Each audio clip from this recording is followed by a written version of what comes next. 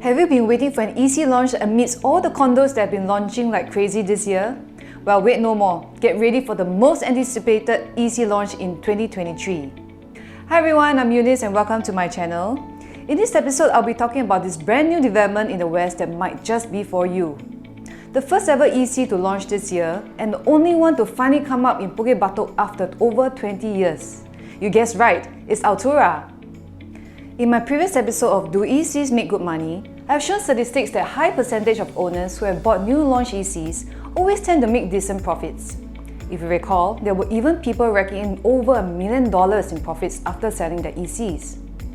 The big question now is, will the upcoming ECs still able to make as much profits as today's launch prices are doubled to what those previous EC owners have purchased?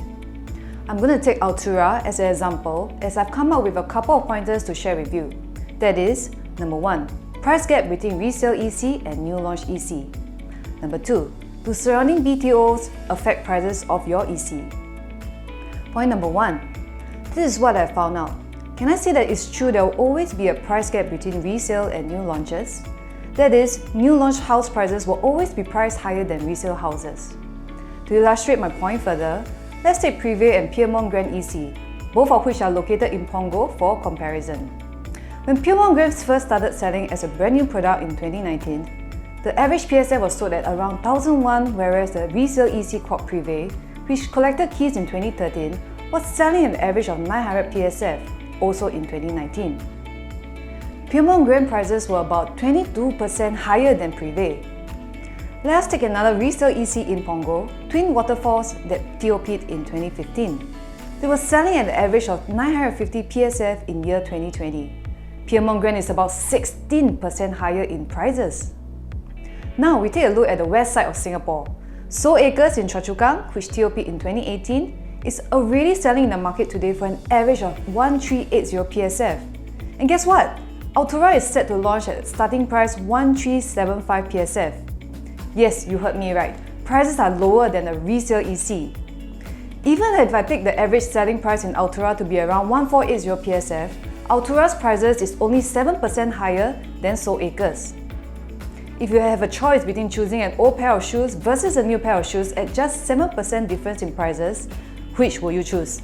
I believe the answer is obvious.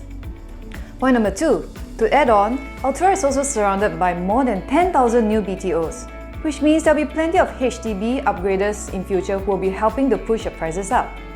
Let's take a look at some statistics. Terrace EC at Punggol versus Sea Horizon EC at Pasir Ris. The Terrace 3-bedder earned the highest 621k profits compared to Sea Horizon's highest 400k profit. Next, the 4-bedders difference in profits that we can see on the screen. 788k versus 341k. 5-bedders. 897k versus 592k. May I guess, why is there such a big difference in earnings? Around the time that Sea Horizon MOP'd in 2021, there were no surrounding BTOs that had yet to obtain their 5 years MOP mark for at least during the period from 2021 to 2023. On the other hand, for Terrace that MOP'd in 2022, there were close to 4,000 BTOs that MOP'd. Taking the west side ECs for comparison, Westwood at Jurong West versus Soul Acres at Choa Chu Kang. On the screen, we clearly see that Soul Acres emerged as ultimate winners in terms of higher profits, which can be attributed from the same scenario we talked about earlier for Sea Horizon versus Terrace. Now you may ask, why will surrounding BTOs that obtain the MOP period affect the prices of ECs? The pent-up demand from the HDB upgraders will create a lot of viewing frenzy and activities of the nearby EC. And the profit they have earned from selling the current flat along with their initial HDB down payment will allow them to do the upgrading, leading to a surge in the EC prices. On the other hand, if there are no HDB upgraders that can do the upgrading due to the restriction of their MOP, prices will not move as fast for that particular EC in that region. I've come to the end of my video, and there are actually still more in-depth analysis for this topic that I'm talking about today.